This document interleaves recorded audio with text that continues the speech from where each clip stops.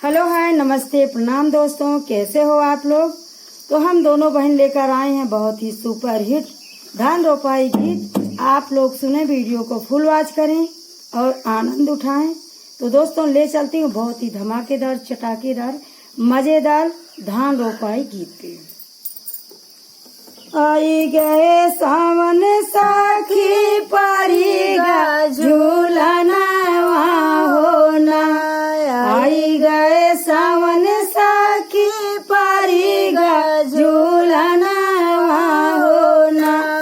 रामा सातौ बहिनी झूलाई झूलवा होना, रामा सात सखिया झूलाए झूलवा होना, रामा सातई सखिया झूलाए झूलवा होना।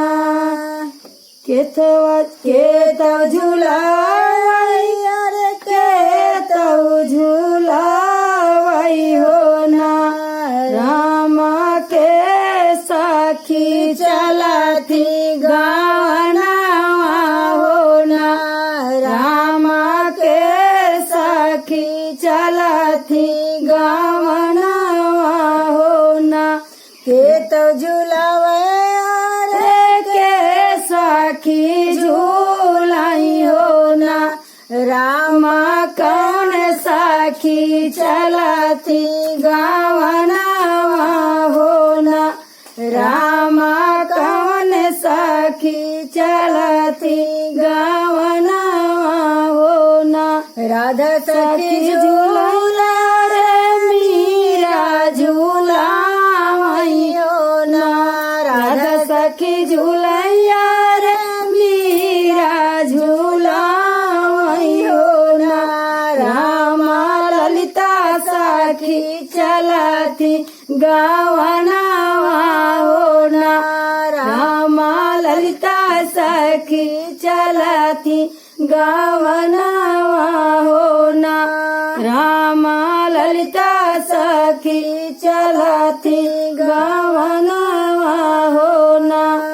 के सखी रो मैया के सखी हासई होना, के सखी रो मैया के सखी हासई होना, रामा से सखी गले से लगा मई होना, रामा के सखी गले से लगा मई होना। राधा सखी रो मैया रे मीरा सखी हासई होना, राधा सखी रो मैया रे मीरा सखी हासई होना, रामा कृष्ण जी गले से लगा मई होना, रामा कृष्ण जी गले से लगा मई होना, रामा कृष्ण जी गले से लगा मई होना।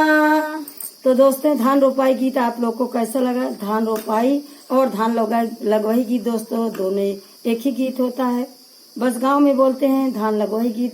शोभा सखी झूलैया रे नीलम झूलाई होना, शोभा सखी झूलैया रे नीलम झूलाई होना।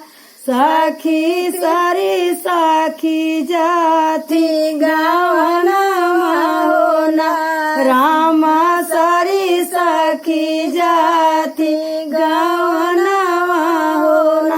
तो दोस्तों हमारा दोनों बहन का शादी भी हो गया, हमारे दोनों बहन के बच्चे भी हो गए हैं, तो हम लोग अब दोबारा तो गाँव में जा नहीं सकते, इसलिए हम लोग झूला ही झूल सकते हैं। तो आप लोग कमेंट में बताइएगा ये हमारा गीत आप लोग को कैसा लगा। नेक्स्ट वीडियो में मिलेंगे, तब तक के लिए आप लोग से विदा लेते हैं, बाय बाय।